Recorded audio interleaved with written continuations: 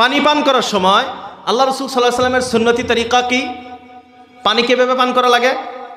পানি পান করার নিয়ত হলো, গ্লাসটা আপনি নিছেন, বিসমিল্লাহির রহমানির রহিম পাঠ করছেন, প্রথম ছোট্ট একটা অল্প পানি নিছেন, নিয়ে ওটা গ্লাস মুখের থেকে সরাইছেন, পানিটা গিলে খাইছেন, তারপর আবার মুখে নিছেন, অল্প পানি নিছেন, এক ঢোক নিছেন, পানি গেছে গা পেটের ভিতরে, গ্লাস সরাইছেন, তৃতীয় নাম্বার আপনি নেন, নিয়ে আপনি বেশি করে পানি খান।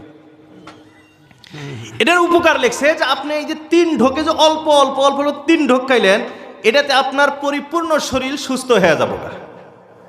আর এটাই যদি আপনি একবারে গ্লাস ধরে হাক করে 5 লিটারও খেয়ে হেলান, আপনার শরীরের সুস্থতা, যেটা তৃপ্তি মেটা, যেটা এটা মিটবো না।